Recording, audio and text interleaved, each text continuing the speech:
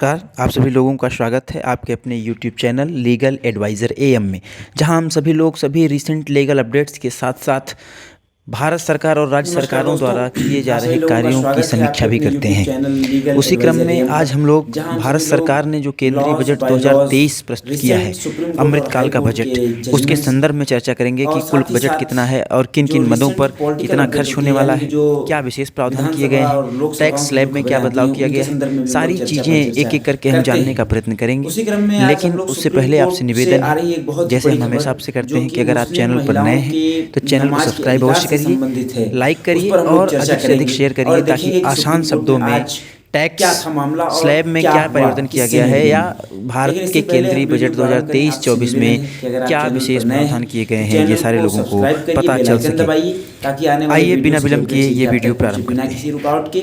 और वीडियो में दी गई जानकारी से आप सहमत हों, आपको लगे कि ये जानकारी जनहित में आगे भेजना आवश्यक है, तो लाइक शेयर जरूर करें। तो दोस्तों आइए बिना विलंब किए आज का ये वीडियो प्रारंभ करते हैं। दोस्तों की जैसा आप सभी लोगों को पता है कि पिछले कुछ वर्षों से मुस्लिम महिलाओं ने एक के बाद एक अधिकारों की मांग वाली याचिकाओं को सुप्रीम कोर्ट में रखा है और क्लेम किया है कि चूंकि भारत का संविधान सभी नागरिकों को, चाहे महिला हो, चाहे पुरुष हो, चाहे वो ट्रांसजेंडर हो, कोई भी हो, अगड़ा हो, पिछड़ा हो, मुसलमान हो, ईसाई हो, हिंदू हो, सभी को एक प्रकार की समानता के अधिकार की बात कहता है और कहता है कि सभी को विधि की समानता, विधि के समक्ष समानता और विधि का समान संरक्षण प्राप्त होगा। ऐसा भारतीय संविधान का अनुच्छेद 14 कहता है और भारतीय संविधान का अनुच्छेद 15 यह कहता है कि भारत में किसी भी व्यक्ति को इस आधार पर डिस्क्रिमिनेट नहीं किया जाएगा, उससे इस आधार पर कोई भेदभाव नहीं किया जाएगा कि वह किसी विशेष लिंग का है, किसी विशेष धर्म का है, किसी विशेष जाति का है, किसी विशेष संप्रदाय का है, किसी विशेष स्थान पर उसका जन्म हुआ है। इस प्रकार की चीज़ों को लेकर के भारत के नागरिकों में कोई भेदभाव सरकारें नहीं करेंगी और संविधान द्वारा जो भी प्रदत्त सुविधाएं हैं और सरकारों द्वारा जो भी प्रदत्त सुविधाएं हैं वो सबको समान रूप से मिलेंगी। तो इसी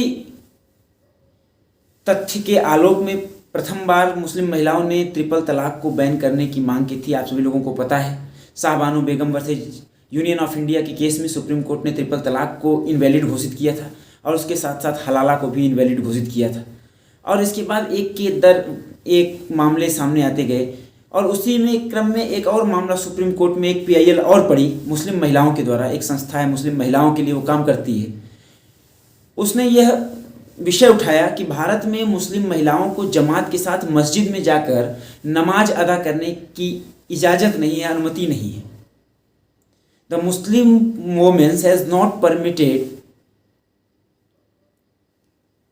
to go in masjid for worship, for नमाज। तो उन्होंने कहा कि चूंकि भारत का संविधान ये कहता है कि किसी को लिंग के आधार पर डिस्क्रिमिनेट नहीं किया जा सकता है, तो केवल हम महिला हैं, इस आधार पर हमें नमाज के अधिकार से, जमात के साथ नमाज के अधिकार से, मस्जिद में एक साथ नमाज करने के अधिकार से वंचित नहीं किया जा सकता है। इस मामले पर सुनवाई चली और जब इस मामले पर सुप्रीम कोर्ट ने all India Muslim personal law board से जवाब मांगा, तो जो जवाब दिया all India Muslim personal law board ने, वह जो है वह काफ़ी प्रेरणादायी, या ये कह सकते हैं कि मुस्लिम महिलाओं के लिए बहुत ही आश्चर्यजनक और आनंददायी है। All India Muslim personal law board ने जो हलफनामा दायर किया है उसमें उन्होंने स्पष्ट किया कि मुस्लिम महिलाओं को जमात के साथ मस्जिद में नमाज करने का अधिकार होना ही चाहिए और अभी तक यह नहीं था तो यह गलत था और इसे होना ही चाहिए, इसे अतिशीघ्र लागू करना चाहिए।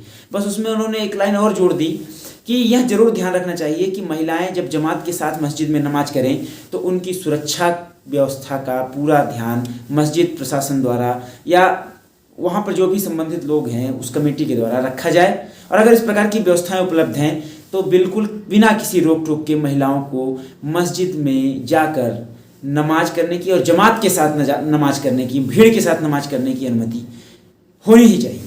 और जब उनसे यह पूछा गया कि ऐसे पहला क्यों नहीं था, तो उन्होंने बताया कि जो मक्का, मदीना, काबा, ये सब जगह हैं, यहाँ पर मस्जिद में महिलाएं नहीं जाती थी, वहाँ नमाज नहीं करती थी, लेकिन उस समय का सिनेरियो कुछ और रहा होगा, क्योंकि हम लोग वहीं के जो ट्रेडिशंस हैं, कस्टम्स हैं, वो फॉलो करते हैं।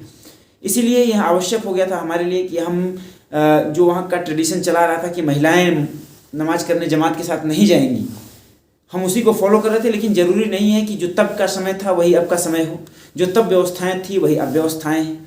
हो सकता है उस समय महिलाओं को मस्जिद के अंदर प्रवेश करने से मनुष्य के मन में अशुद्धता का भाव आ जाए, या वो प्लेस ऑफ वर्शिप है, वहाँ पर किसी प्रकार की ऐसी कोई घटना हो जाए जिस प्रकार की घटना प्लेसेस ऑफ वर्शिप्स में नहीं होनी चाहिए, पूजा स्थलों पर नहीं होनी चाहिए।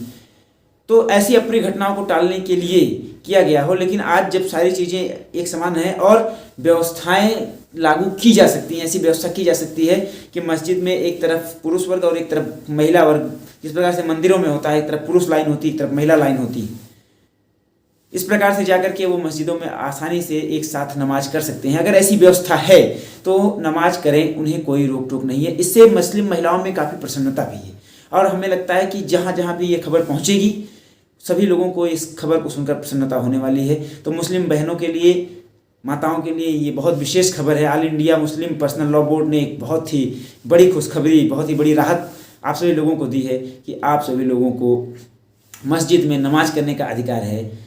यह स्वयं घोषित किया है सुप्रीम कोर्ट में हलफनामे में। आगे इसमें जो भी अपडेट होगा या अन्य कोई भी अपडेट होगा हम आपके साथ जुड़ेंगे। तब तक के लिए हमें विदा करिए। नमस्कार। लाइक शेयर सब्सक्राइब अवश्य करिए।